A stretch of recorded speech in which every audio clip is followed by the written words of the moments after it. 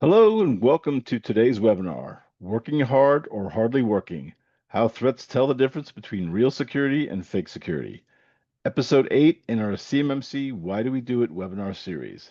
Today's presentation is brought to you jointly by NeoSystems, Edwards Performance Solutions, and Horizon3.ai. I'm Don Carnevale, Marketing Director at NeoSystems, and I'll be the moderator for today's event. If you have any questions during the presentation, you can enter them into the Q&A area within Zoom. We will have some time at the end of the presentation to answer your questions. Also, we will make the webinar recording and presentation slides available to all registrants in the coming days. Today's webinar is the 8th and final episode in our CMMC Why We Do It series that discusses why you still need to prove security to yourself. NIST 800-171 compliance isn't always enough to stop the bad guys. Please tune in to previous CMMC Why We Do It episodes, available for viewing on demand on the NeoSystems website, to glean foundational CMMC knowledge around using NIST 800-171 to help defend your systems and piece together the rest of the CMMC compliance puzzle. Now I'd like to introduce the host for today's discussion, Ed Bassett, Cybersecurity Evangelist at NeoSystems. Ed? Thank you, Don. Welcome, everybody. Welcome to this final episode in our CMMC Why We Do It series. As Don mentioned, this is 8 of 8. We've been presenting this series for a little over a year now, and I hope those of you that have followed along have found it interesting and informative. Today, we've got a really interesting discussion teed up to kind of cap things off in this series. I'll mention and introduce my three co-presenters. All three cybersecurity professionals and thought leaders in the industry. We'll start with Tony Pillitiere. He's the co-founder of Horizon3.ai. Tony has 21 years in the Air Force, including time in Black World organizations and selectively manned units, focusing on highly sensitive missions. So some secret stuff there. Tony retired from the Air Force as Deputy Chief Technology Officer for the JSOC, doing highly sensitive classified complex special operations. So let's obscure the actual there as much as we possibly can. But counterterrorism, hostage rescue, other high priority missions like that. Also joining us today is McKenna Dallmeyer from Horizon3.ai. She came to Horizon3.ai from the National Security Agency, where she was working on the offensive security side as a cybersecurity analyst and penetration tester. Has a lot of insights into how the threat operates and how we might simulate that. And then third, we have Matt Hoeper, certified CMMC lead assessor, instructor, director of technology at Edwards Performance Solutions. Director of commercial at Edwards Performance Solutions.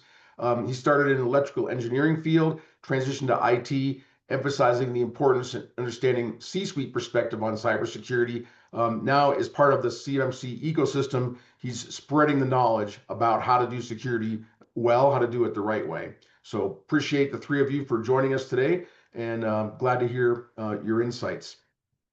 We're going to look at some ways to ensure that you really know how well your security controls are working for you, how much they're protecting you, and how we can avoid that false sense of security that sometimes happens when we focus too hard on compliance and not enough on security, right? So CMMC has been the big news.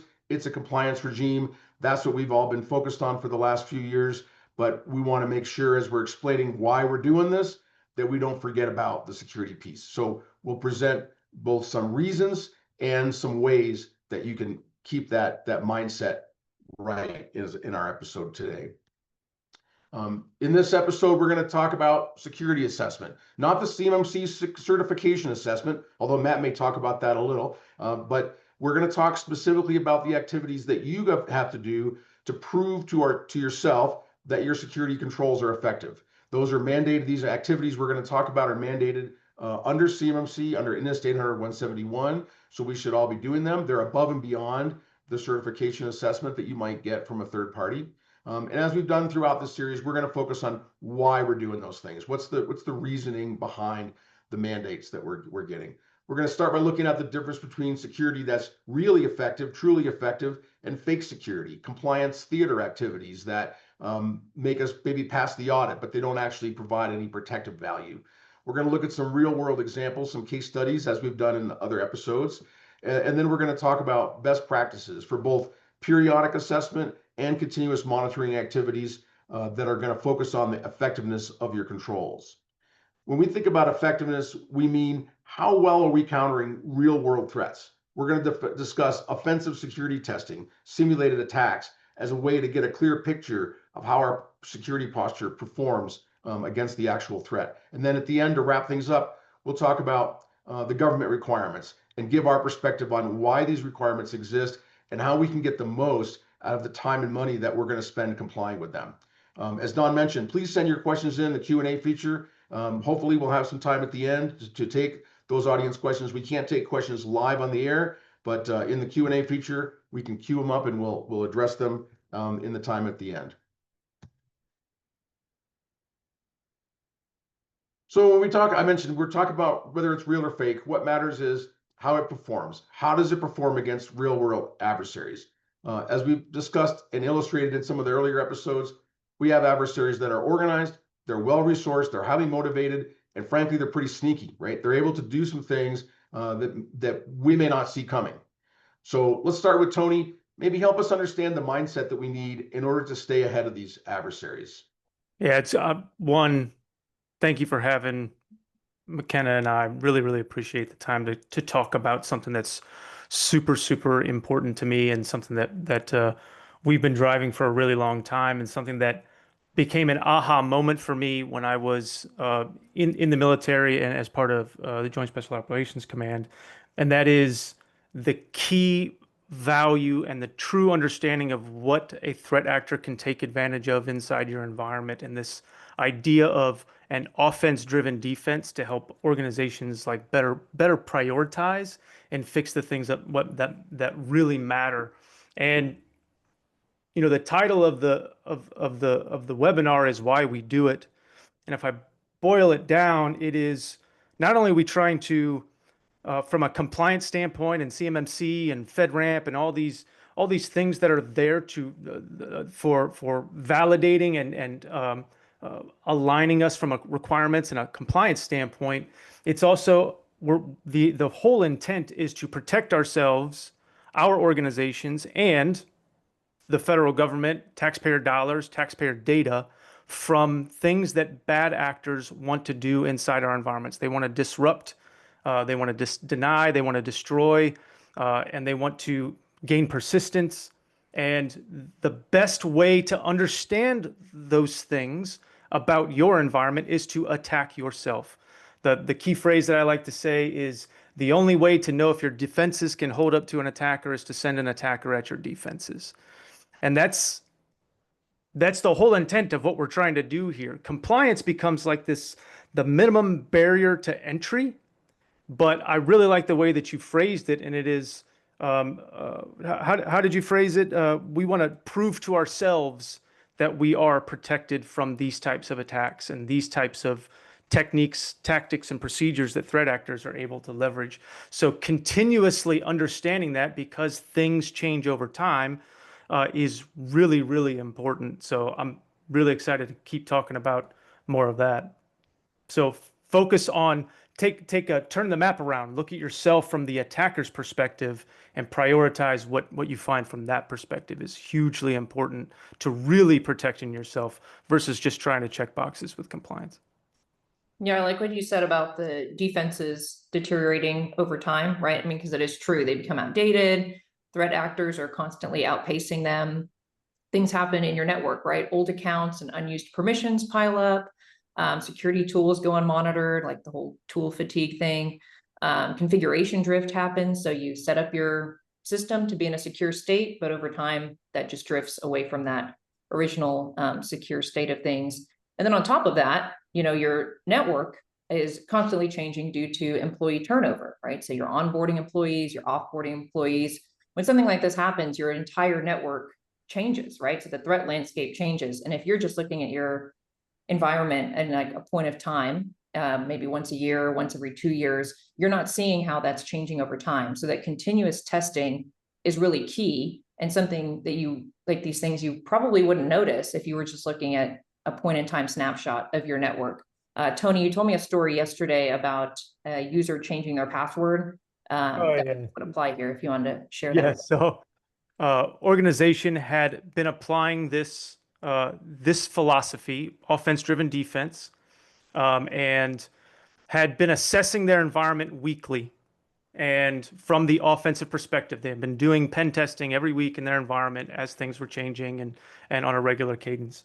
And they had reduced their risk down to what they felt was manageable and acceptable for them. There's no such thing as zero risk. There is only mitigation and acceptable risk. And they felt good. One of their policies was to change the credential for one of their service accounts. And they changed it. Well, then a couple hours later, they ran another pen test. Come to find out that that credential that they had changed was crackable. And the simulator or the emulated threat actor was able to crack that credential. Awesome, no big deal. They found it within a matter of hours. That's great. Then they changed it because, hey, we found this. We need to fix it. And now we've changed the credential. Now we're going to run another one. So a couple hours later, they ran another assessment. Come to find out that that one was also able to be cracked because it was in a previously, a previous breach password dump somewhere. So it wasn't only until they found something, they fixed something, they verified something, but they validated that it was not fixed. And they did this from the attacker's perspective. I want you to think about if they had changed it and then weighted their cadence again for the one-time annual assessment type, offensive security engagement, and they waited a year to find out that that credential was crackable again. Puts them at risk. The more frequent you can understand your environment from that perspective is better for everybody. Well, I think you both are making some interesting points that this deterioration over time, I think people tend to look for their own errors, right? They look for configuration drift. A lot of us do that as part of our continuous monitoring. So we're looking for ourselves to make a mistake. But the story you told, they didn't really make a mistake. What caused their posture to deteriorate is that password had been compromised, right? And they didn't know that. They weren't aware of that until they tested it from that perspective. And McKenna, you mentioned the threat evolving, right? So even if we don't make any mistakes, which is a hard operational challenge, we still have this deterioration over time because the threat gets better and better. And our defenses, maybe if we don't proactively move them in that direction, they may not. So let's talk about some common myths and misconceptions. So McKenna, when people design their security assessment activities, we see sometimes they miss the mark because they have misconceptions about what they're intending to do, what their intended outcome is. So can you walk us through and kind of debunk some of these common misconceptions for us? Definitely. So the overarching misconception would be that just because you could be vulnerable to something does not necessarily mean that you're exploitable, right? So you might have controls in place that are going to compensate for that vulnerability. So then in the end, you're not actually exploitable. So that translates to myth number one. Every vulnerability is a vulnerability you need to fix. So that's the mantra that I think a lot of people in our industry have. Oh, I have this long laundry list of vulnerabilities that I get from my vulnerability scanner or some kind of scanning tool that I use, and I need to fix every one of them, right? Or sometimes, or the biggest thing that you have to worry about is what not to fix, right? That's what kind of keeps you up at night is like, hey, I don't have time to fix everything, but what's not going to be fixed, right? And what's the risk aperture of that if I don't do so? So this log4shell kind of explains this idea. So taking a look at the graphic, can you click forward for me? There we go. So we're going to kind of explain it in a story. So log4shell requires that a threat actor sends the exploit to a system. But here's the thing, that system that gets exploited has to be able to reach out to the attacker's command and control station. So if you have, let's say, a control in place that makes that reach out impossible, then you're protected. So you could be vulnerable to that, like a vulnerability scanner will say, hey, like you have this log4shell vulnerability. But if you have this control in place to stop that, then you're not technically exploitable. And that's not something maybe you need to focus all of your efforts on because you have a control in place, like an EDR antivirus solution that's going to stop that. So in the end, your impact is minimal. So you don't have a huge impact to your environment should this occur because you have that control in place. And then on the flip side of that, there are weaknesses. We use the term weakness because that goes just beyond CVEs. Right now, kind of across our industry, we have synonymized CVE and vulnerability when that's not the only thing that threat actors are taking advantage of. These are we're talking about weaknesses can be more generalized in misconfigurations, default credentials, tactics, techniques, and procedures that threat actors use throughout an environment to maneuver and to gain access and to gain understanding of an environment to then better attack it from that standpoint. Can't really see the information in here, but what this is an entire attack path that led to persistence and ransomware exposure on a large data set that used 0 CVEs. And there's no real way to understand that without sending a threat actor who is going to leverage those types of tactics, techniques, and procedures within the environment. It's very, very difficult for a set of folks with only a defensive understanding of an environment to work through these and understand that those possibilities are there for a threat actor to take advantage of. And threat actors are continuously finding ways to live off the land and maneuver through an environment to get to an impact. And that's the biggest thing about all of this is risk is the calculation of likelihood times impact. And when you don't understand from multiple perspectives what likelihood is, can it be exploited? And where can it be exploited from? And then I, as a threat actor, do not get into your environment just to perform exploitation. That's not, I have an objective. I want to get to data. I want to get to credentials. I want to get to persistence. I want to get to lateral movement. I want to ransom you. Or whatever, all of these different threat actors have different types of objectives. If you don't attack yourself this way and understand it and focus on fixing these things, then you leave yourself open to this false sense of security, as Ed, you stated earlier. So this attack path, that is a real attack path in a real environment, used 0 CVEs and got to a significant impact in this particular environment. So you make some good points about, fixing the wrong things for the wrong reasons. And I think compliance sometimes leads us there. So yeah, let's look at myth number 2, right? We've all heard the saying compliance and security are not the same thing. Yeah, give us a little perspective on what compliance might do to lead you away from security. The password example was a great story, but do you have more?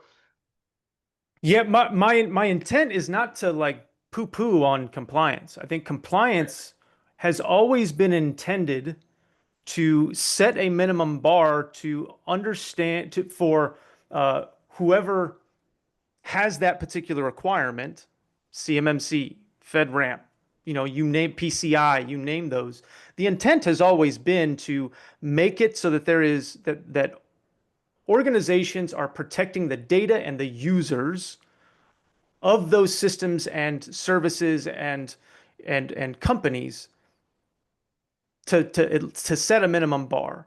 But what has happened is organizations are trying to find the best way to meet those requirements and stay within and to reduce the burden of security, because they want to focus on what the intent of their company is. I want to provide credit card processing for my users, because their bottom line is to make money or to provide a service to the government or provide a service to their consumers. And it's always going to be this cat and mouse game to I don't want to say skirt around it. It's really, I hate saying that, but it is kind of what it ends up being.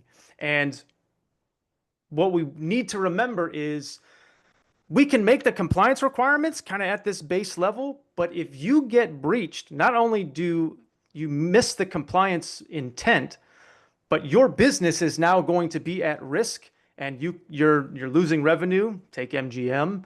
You're losing credibility. You take CrowdStrike. Now, CrowdStrike did a really good job of coming back, and yes, I know CrowdStrike incident was not a security incident, but availability is a core pillar of the CIA triad, those kinds of things. But the whole intent is you as an organization are going to be dealing with this breach and dealing with these problems because you just skirted over that little line instead of really focusing on securing yourself. And I don't know that it's always about going above and beyond the minimum bar, right? I think it's about, we're all going to do the compliance things because we have to, we're told to. And I think we've discussed in this series, if we think about why we're doing it and what outcomes we're trying to achieve, for the money we spend to be compliant, we should also get security as an outcome. And that means maybe not doing it in the minimum way. Maybe it is sometimes going above and beyond, but sometimes it's just having the right mindset so that you are not merely checking the box, you're checking the box and getting security for the same cost and expense. McKenna, you talked a minute ago about the need to be more continuous. So can you hit myth number 3? Like, what are some of the weaknesses of the annual model of assessment? You know, in the requirements, we'll talk about those a little later, they say periodically, never says annual. It says periodic. People have interpreted that to mean annual, but certainly okay to do it more frequently. Annual is probably the minimum you can get away with and still pass a compliance audit. But why might we want to do things more often than annual, other than just the story Tony told of, you know, if I have a weakness, I don't want it to linger for so long. But what are some other benefits we get from things that are more continuous, faster frequencies? Yeah, I think you guys touched on it. So talking about that, security is a state of mind and a behavior more than just oh, check the box, right? Attackers don't think in check boxes. They think more in graphs, and that continuous persistence behavior against your network and in your network. So security isn't like a snapshot in time. So because, as I said before, your network changes on a daily basis, threat actors are changing probably on an hourly basis. There has to be a way that you can keep up with that in some sort of fashion without working, you know, around the clock and needing all the resources and all the money and all the employees in the world. It's really, you know, impossible. So you know, in sports, people say like the best offense is a good defense, right? But in, I think, cybersecurity, it's more like a good defense only stays good if you keep testing it. There you have firewalls in place, maybe you have multi-factor authentication and other policies that might stop attacks today, right? But if you never challenge them, then those gaps are going to slowly appear. Threat actors are constantly probing against your network. And if you don't attack yourself first, you're betting they won't find the opening before you do. So most of the time, your defenses don't fail all at once, but they fade quietly over time. So just looking at your network once a year or once every, you know, 2 years, you're not going to be able to see those things, or you'll get this laundry list of things that you need to fix. It's too overwhelming, and probably most of them go unnoticed. And then those seemingly innocuous or littler things that you didn't focus on, that's where the attackers are going to come in and breach your network. So you really need to see that overarching view of your network really at all times. So as much as possible is ideal. Hopefully there's no, hopefully my Air Force compatriots don't get mad at me for the analogy I'm about to give. And that is, if I'd only exercised once a year in the Air Force and tried to take my PT test at the end at that point in time, probably wouldn't do too well. Now, I was in JSOC, and JSOC is spelled ARMY, so we had to do a lot of Army things. And my mission success was dependent on my ability to perform while I was on mission. And that means that I had to be above and beyond in understanding and do a whole lot more physical things. When it became time, when I was in JSOC, when it came time for me to do my Air Force PT test, that was like a day off for us, having to do the Air Force PT test. I look at this type of understanding the same kind of way. And for all the Air Force folks, I know that that's all changed now, and hopefully it's better. But yeah, so sorry for all the Air Force people who I just said don't do PT. As an Army guy, I like your analogy. Some people have already left our webinar. Yeah, let's bring Matt into the conversation. So Matt, as your lead assessor, you're out there doing CMMC certification assessments and teaching people how to do that. I'm sure you've seen many examples where compliance does not equal security. Maybe looking at a client's security that was technically compliant, so you have to pass them, all while as a security expert, you're painfully aware that what they're doing is probably not giving them very much security protection. So they got the compliance, they got the box checked, but they probably misspent their time and money. Walk us through that mindset of how do you look at security control effectiveness? How should we be gaining confidence in our own security? Great question, and great to be with you. Great discussion too. This is awesome.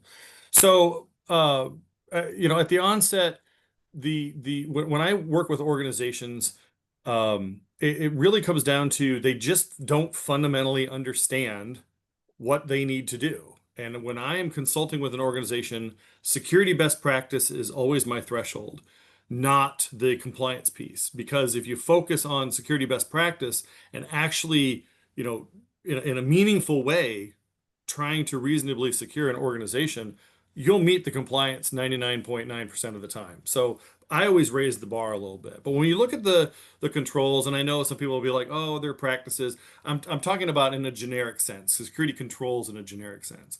You have to understand what the control is there for. So you read it. What does the control say? What does it mean? And then what's the practical application of it? And the older I get and the more I'm in this industry, the practical application matters. And it's so important because there's no one size fits all. There's just not. Every organization is different. They use different line of business applications. It's different. And so you want to make sure that you take that practical application approach. And then assess it yourself. When we're dealing with CMMC, and we're assessing a particular control or practice, there's a couple ways we can do it. We can examine your documentation, and I find that organizations are really low on documentation, and you have to document that stuff to truly prove that you're doing it, right? We can interview people. Tell me a little bit about such and such. How do you do such and such? So we interview, and then we can test. And by test, I'm watching you do it. So if I'm testing a practice that is talking about password timeout, I may ask you, hey, type your password wrong 5 times and let's see if it locks out, and make sure that what's expected is what is actually happening. And you can do all that on your own, and you should be doing that all on your own. McKenna and Tony were talking earlier about doing the testing and the self-assessments. Be doing that regularly, but you can do that yourself. Gather the evidence. Make sure that you have all of your logs. You have all of what we call artifacts in CMMC world, the things that you are going to present to an assessor to prove what you're doing. Make sure you have all of that stuff. And then you should be using that internally at your organization to also do your self-assessment, right? And then if you're not exactly sure what the assessment is actually going to look like, look at 800-171A. If you look at just 800-171, you're going to miss something. We always assess to the objective level. That on the part of 800-171 is the assessment portion. So be familiar with that and use that as your guide. Make sure that when you're going from practice to practice, control to control, whatever you want to call them, that you're actually figuring out at the objective level, the A, B, C, D underneath the practice. Make sure that you're doing all that stuff. And if you're not meeting that practice, put it as not met or not implemented. Maybe you're looking at implementing a new technology or moving to a cloud solution. Make sure that you're doing those assessments. But we ultimately want to answer that question of, is this effective? And that's really what we're talking about here, right? So if I want to test the effectiveness of, say, my awareness and training program, I might look at click rates of phishing emails, right? So if I implement my awareness and training program and my click rates increase, then I might want to consider a different program or maybe a different rollout or different education piece. But I could test the effectiveness of that through click rates. Say I install a new AV solution, but malware is getting through.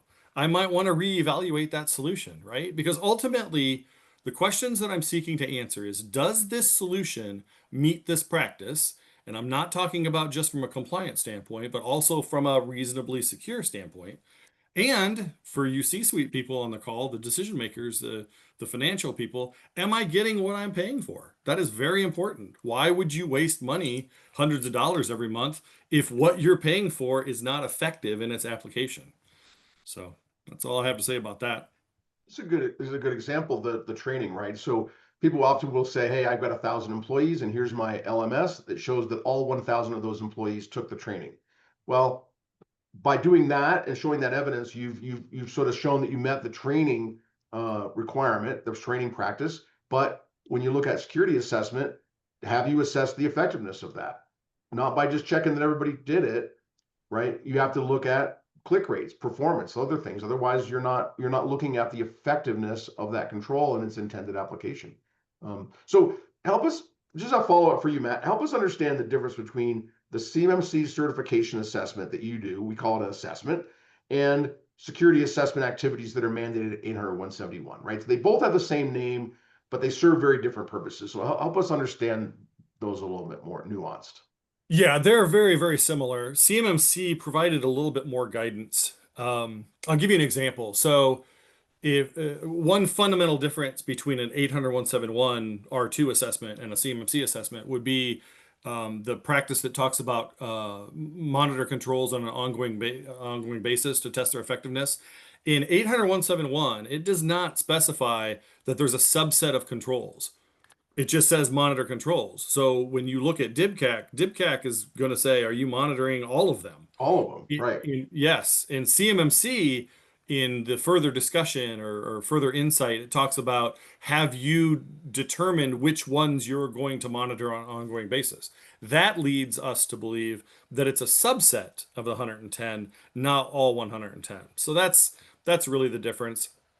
And then there's a difference from a procedure standpoint. We follow an assessment process called the CAP, the CMMC assessment process, where we have planning and preparation and then conducting the assessment and then POAM closeout, that kind of stuff.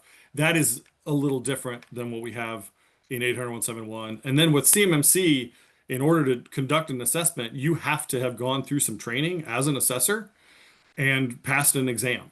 So it's the CCA, it's a CMMC certified assessor exam that you have to pass. In 800-171, there is no exam that you need to pass. So it's a little more formal, but it's a little pared down from what you would see in a general 800-171 assessment. The other big difference to me is that when I go, if I take myself or a client through a CMMC certification assessment, I'm not expecting to learn anything. I'm expecting to pass or hopefully not fail, but I'm expecting to pass. That's what I want. I want to pass. I want everything that I show to that assessor to have them say, yes, you hit the box and you're going to get a perfect score. But I'm not expected to learn anything from the assessment process or from the assessor, right? It's not a two-way street. When I do a self-assessment, when I'm doing a security assessment activities, continuous monitoring, periodic assessment, I feel like the only reason I'm doing it is to learn things, right? To learn what's right and what's wrong, learn the effectiveness, gain insights I didn't have before, and then make changes and improvements based on that, right? So if you're making improvements based on a CMMC certification assessment, you screwed up, right? You should have passed that the first time. Yeah. It's failure in my mind. But if you make improvements based on your security assessment activities, that is the expected outcome. And if you don't learn anything and you don't improve anything, you probably haven't done it right. And I would add, when I am consulting with organizations to get them ready for an assessment, I'm putting on my security best practice hat, like I talked before, because that's my benchmark. Then you're consulting, you're not assessing. Right. Yep. Correct. And then when I'm doing an actual assessment, I put the assessment hat on, and I have to realize that the compliance piece now, are they compliant? And I have on several occasions, I've done several assessments this year when, because the rule went live and we were able to start doing assessments January 2nd. I've had to hold my nose and mark MET because the example would be like multi-factor authentication. If you have a multi-factor authentication solution in place, which you're supposed to for 800-171, and you're not prompted every 6 weeks for that MFA, that will pass.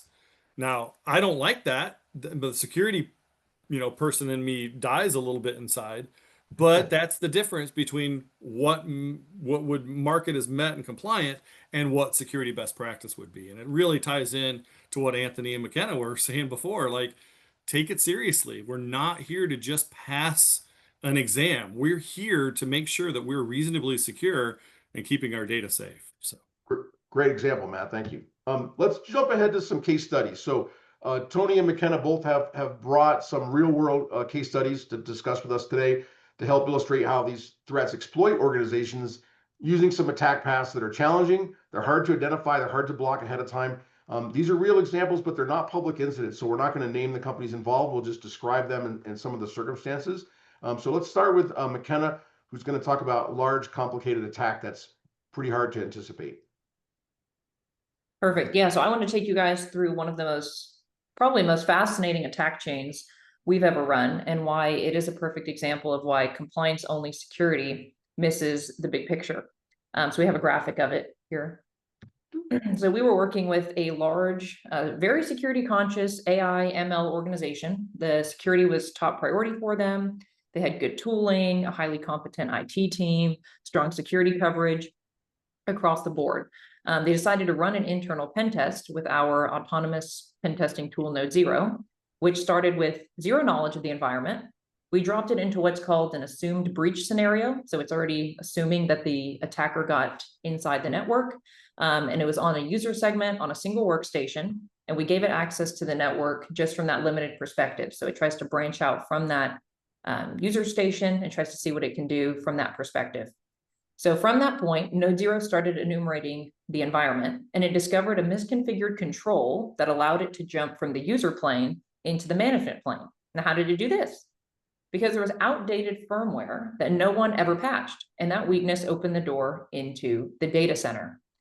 NodeZero exploited that outdated firmware, and from that point, it pulled clear text credentials. Now, clear text credentials aren't always catastrophic. Sometimes they don't connect really to anything sensitive, but in this case, the creds worked for a critical system. So from there, NodeZero shifted back to the user plane and asked, where else can I use this? So it started credential spraying and found that the same admin password that it found in that management plane worked across all user workstations. And then that let it access some C shares. So those are like, very important admin shares, where it stumbled upon an AWS credentials file. So you can see it there in the graphic, sort of. It's kind of blurry because it's so intricate. But that AWS credentials file belonged to one of the operators on the team. So once it had those credentials, NodeZero performed an STS assume role, which is something that AWS designed as a security feature of the system. But if an attacker gets those creds, they can assume that same role and use it against you, right? So it's kind of using the configuration of the system in a way that it's not intended. So this is something you would never catch with like a vulnerability scanner or some other tool out there, right? You need a pen tester, like a pen testing tool that can simulate this, just like an attacker would. So to sum this up quickly, NodeZero started from an initial foothold on a workstation, pivoted between planes, so the user plane to the management plane, back to the user plane until it found cloud credentials, and then it made the leap into that cloud environment. So this is where it hits the jackpot.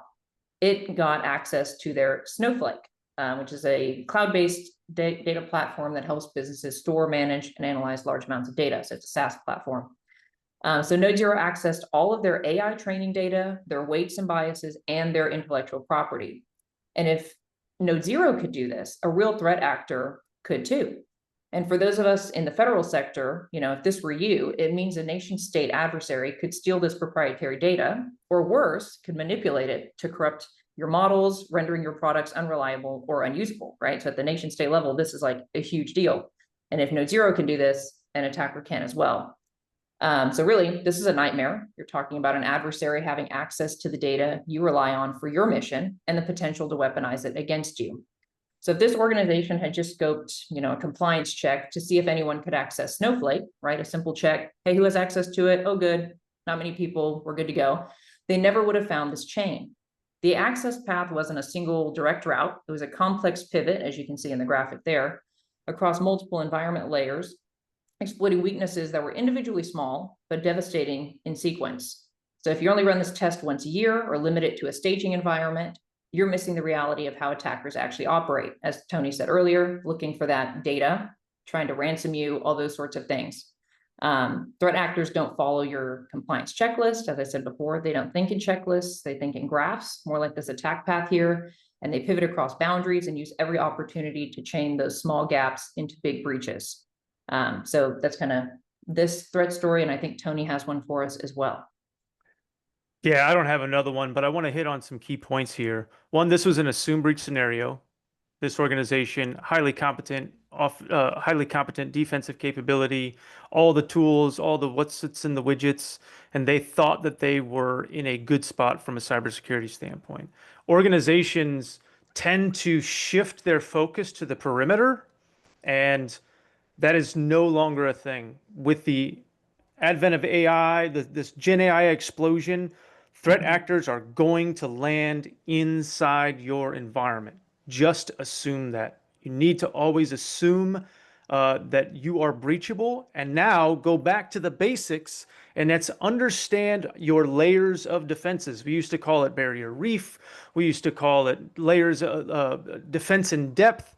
Now it's been recategorized to zero trust. Those fundamentals are still there, and organizations say, my perimeter is protected, but look throughout all of the breaches that have happened over the last 5-10 years, they are externally facing threat actors who are financially motivated, and they are making their way past your perimeter through some means or another. A lot of it ends up being phishing, and they get to the inside. So understanding from multiple perspectives is hugely important. As soon as a threat actor gets inside that environment, their entire defensive structure breaks down because they're focusing on just CVEs and not focusing on the tactics, the techniques, and the procedures that a threat actor are going to leverage inside their environment, and they're going to maneuver using capabilities that those systems are designed to do, but they're using them in a way that you don't intend them. The only way to find these things out is to throw an attacker at it as yourself when you are in control of it, to really understand and uncover those types of gaps. And this story, we have hundreds of these stories where we have helped organizations identify their exploitable gaps from multiple perspectives. And it's really important to have that offense-driven defense approach. You know, what we always say is attackers or hackers don't hack in, they log in, right? So the vast majority of attacks now are just simple like phishing attacks, logins. They don't need some fancy CVE to get in nowadays. Right. And the statistics have borne that out for a number of years now, right? We see it every single, breach report that we read. McKenna, you said something a minute ago that I thought was very interesting, that, the attackers think in graphs like the one that's on the screen. And I've looked at an awful lot of security assessment reports. I've looked at an awful lot of continuous monitoring plans. There's never a graph in there. Do you know what I mean? They tend to be more checklist oriented. It's a list of the controls and say, yep. So that checklist mentality against the graph thinking mentality is kind of pivotal. And I think as people start thinking about, how am I really effective?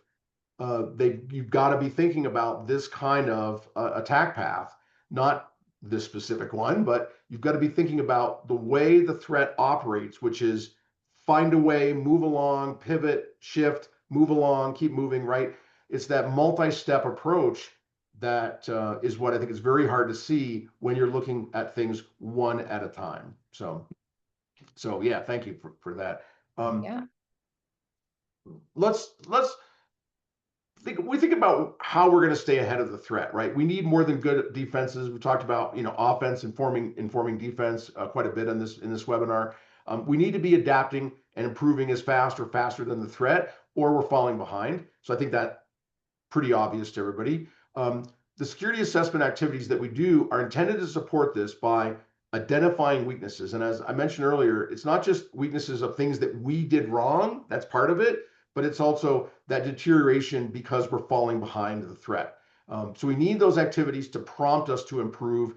The best companies are looking at security assessment, not as something to be passed with flying colors, but an honest, critical examination of how their security performs and how it will perform against the threats they're facing right now and in the future. So in order to achieve these, we've looked at, both recurring and continuously ongoing self-examination activities, getting those incorporated into the security operation.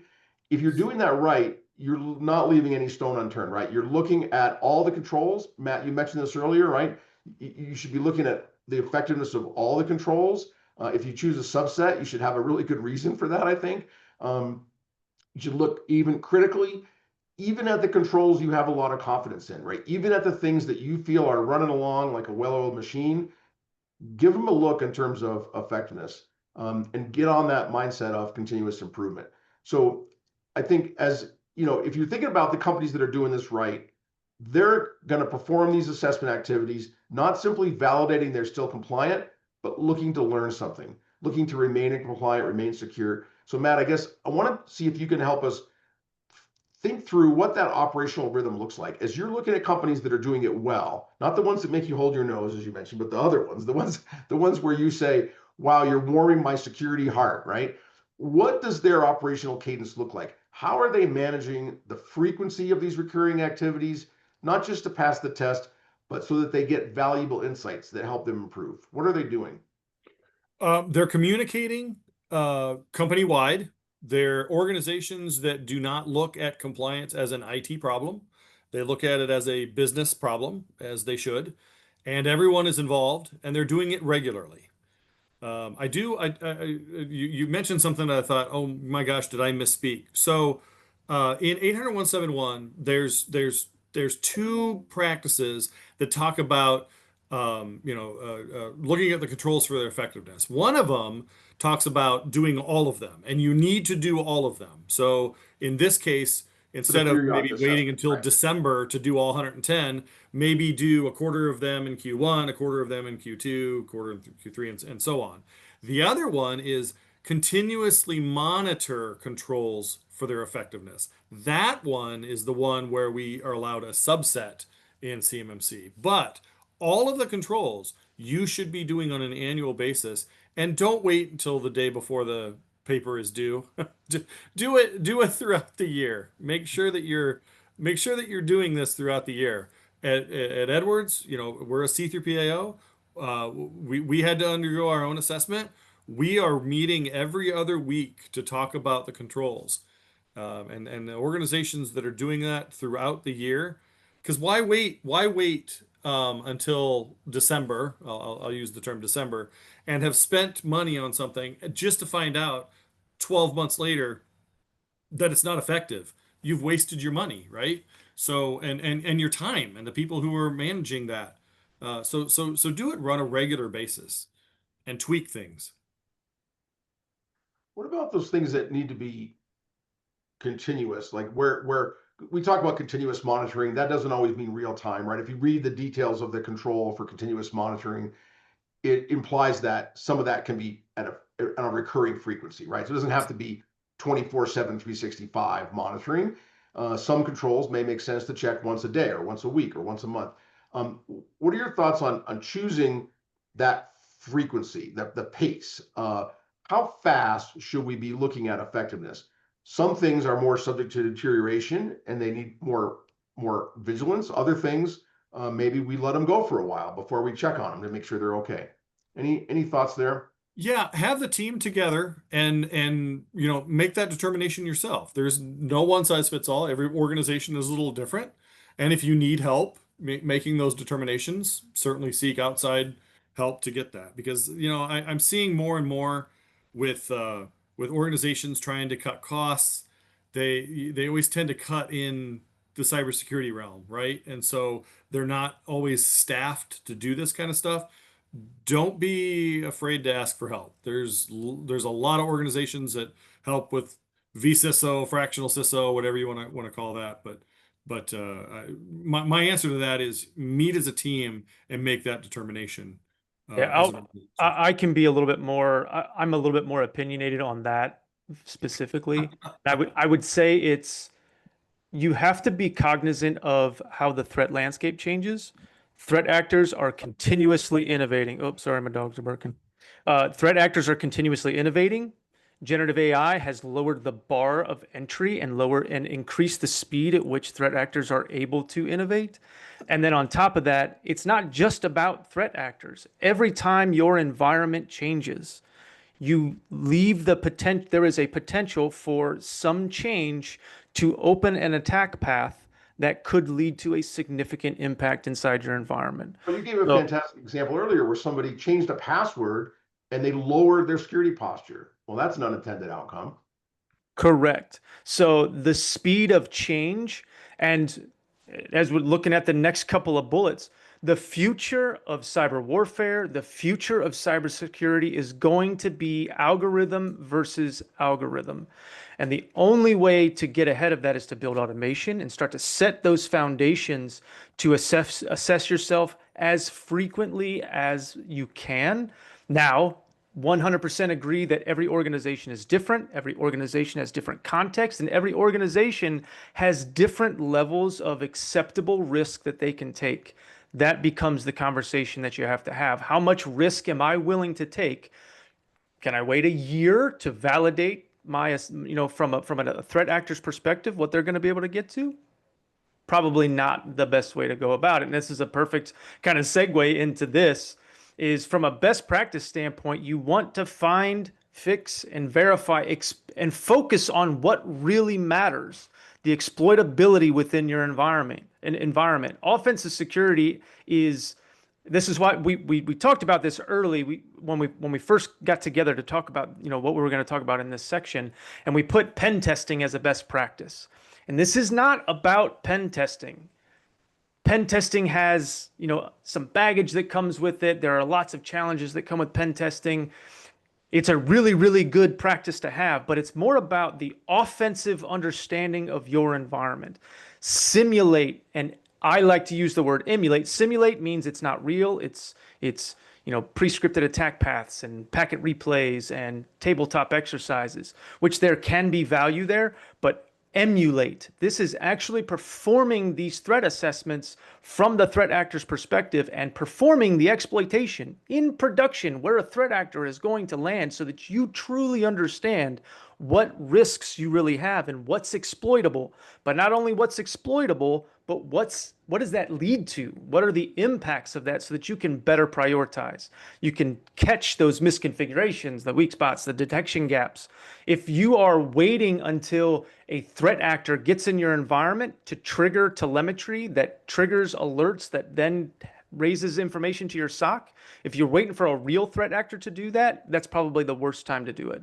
That's hope as a strategy, and hope is not a strategy. And I'd say a lot of people that are looking at CMMC level 2 are not doing pen tests today, right? You mentioned some of the baggage, right? It's expensive. It's not required. Yeah. It's not required, right? At CMMC level 2, you don't even have to do it. So it would be an optional thing. It is required at CMMC level 3 and FedRAMP and some other places. But yeah, I think it's not something that's required. So it's not on the checklist. But I think you make a good point about why you might want to use some of these techniques to help you gain insight. And what I find interesting in a way that's maybe more efficient in terms of achieving learning and insights than what you might get from an annual pen test of the kind of old style. There's two last points that I want to do real quick. First one is 800. We got to move along. Yep. 853 talks about offensive security, examining the security of privacy posture of the organization, and the capability to implement effective cyber defenses. Simulate attempts or emulate attempts by adversaries to compromise mission and business functions. Those things are super important, and 853 is bringing that in. While it may not be required to do a pen test, continuously assessing the effectiveness of your controls, the best way to do that is offensive security. Yep, and we do have a requirement. So I'm going to talk real briefly. I want to get a couple minutes for questions at the end here, but I want to talk real briefly about the requirements that we see in CMMC at level 2, just to kind of tie this whole discussion back to the why we're doing it, right? What is it we're being told to do in the security assessment, which is labeled CA under CMMC, and that security assessment control family. We've got 4 controls. We've got periodic assessment of the effectiveness of controls. I've reworded these to make them a little more user-friendly. Obviously, you can go read the quote out of the regulation. We've got continuous monitoring of controls to ensure continued effectiveness. We've got developing and updating security plans and using plans of action to correct deficiencies and reduce our vulnerabilities, right? So the last two, somewhat administrative in nature, although I think there is an opportunity to get maybe more out of those if you use them more as living documents. I think SSPs, updating those and using them as a tool is probably something we could all improve on. But the discussion today is really focused a lot on those first two, the periodic assessment of controls, the continuous monitoring of controls. And what we're trying to get from those is understanding the effectiveness. So the requirement for periodic assessment says periodically assess the security controls in organizational systems to determine if the controls are effective in their application. It doesn't say assess them to make sure you didn't screw it up. It says make sure it's effective in their application. So that means it's working against the threat. And we've heard some good points about how you might do that, right? How you might really look at the effectiveness. Are you getting the desired outcomes there? If your periodic security assessment ends with a report that gives you a self-congratulatory thumbs up, I would suggest you probably wasted some time and money on that, right? You should ideally be learning how to adapt and improve your controls in a way that maintains their effectiveness over time. So if all's well is the answer, keep digging would be my suggestion. Continuous monitoring, another one that tends to be equated to log analysis done in real time by SIM tools. If you're an MSSP, you're going to tell your clients, I got your continuous monitoring covered. The requirement reads, monitor security controls on an ongoing basis. Doesn't say monitor network traffic, doesn't say monitor logs. It says monitor security controls on an ongoing basis to ensure the continued effectiveness of the controls. So there's that word effectiveness again, right? When we read a little deeper in NIST, it reminds us that ongoing awareness of threats, vulnerabilities, and information security to support organizational risk management decisions, right? So that's what we're supposed to be getting from Conmon. Again, we don't want to walk away from our Conmon like it's a checkup. I went to the dentist, I don't have any fillings, I'm good for another 6 months. That's not the objective here, right? The objective is to advise your risk decisions. So if you're not learning things that help you make those decisions better, you're probably spending money on Conmon that's not getting you the results that you need. And I hit my mouse and it went nuts. So quick takeaways, effectiveness matters. If you're looking at bang for the buck, think about compliance and security. If you're going to spend money, which you're going to because it's a compliance requirement, you might as well get security for that. On the CMMC assessment, we all want that perfect 110 score. In fact, we have to get the 110 score if we want to keep doing business with the DoD. But when we perform our own security assessment activities, periodic assessment, continuous monitoring, we should be looking for more than confirmation. So looking for insights into how our defenses must evolve and remain effective over time. I think we can maybe get a couple of quick questions in. Don, do you have any questions that you picked out, or should I pick them off the list here? Ed, you can go right ahead and pick a few out of that list here. We do have just a few minutes, so we'll need to move through them quickly. I've been trying to answer some in the QA as you can answer some in the Q&A, and we'll answer these after the fact as well. I'm trying to pick some that are good for this conversation. So they're asking about using H3 offensive testing techniques and how that might relate to CMMC. Again, we talked about it's not a strict requirement to do this kind of testing, but how might it fit in to what you are required to do under level 3? How can it help you meet the requirements? Yeah, I think it's a clear delineation between the delta between calling it pen testing and understanding your environment and assessing the effectiveness of your controls, and not even just your controls, your organization's ability to defend themselves against a threat actor, and then using those outputs to work with the assessors and show them here's where we've tested those controls, here are the outputs and the reports. My intent is not to do like a sales pitch or anything like that, but NodeZero is a capability that performs autonomous pen testing and autonomous offensive security assessments of organizations. Those outputs then help you, one, obviously stay focused on what matters and fix exploitable weaknesses, but also help provide the assessors, here is our strategy of implementation of how we've assessed our controls, how we've assessed our environment. Here's where we fixed things to help align that, to help ease and show and prove your effectiveness to auditors, while also going through the checklist things that you have to go through and showing those. So yes, that capability is available today. I'm going to grab one more question, although we're right at the top of the hour. We talked about the fact that the threat is using AI. So the audience question is, will AI be able to help identify any of these issues? How do we use AI to help us on the defensive side? Any quick thoughts on that? Matt, you came off. You want to go? You want to take that one? No, go ahead. Go ahead. You're I'm going to defer to you from an AI Okay. perspective. I'm looking at this from a CMMC perspective, so please go ahead. AI is a technical implementation. Don't worry about the AI side of it. It's about understanding your environment the way a threat actor can. And the answer is yes. All of these, NodeZero yesterday found a 0-day in an application. So the answer is yes. AI and these types of implementations and these types of capabilities provide you the power of offensive security. Yes. Good. I want to thank everybody for their time and attention. Again, this is episode 8 of an 8-episode series. So if you want to hear some of the earlier ones, if you missed them, hit our website for the webinars on demand and check them out. All focused on the CMMC controls and why we're doing them. If you'd like to get in touch with any of us, we've got some email addresses on the screen. Feel free to send out some questions. Some of the questions that came in on the Q&A that we were not able to answer on the air, we'll answer by follow-up email. But if you have detailed questions beyond that, like I say, please email us individually for a personalized answer. Thanks very much. Thanks, everyone. Thank you. Yeah. Thank you for having us.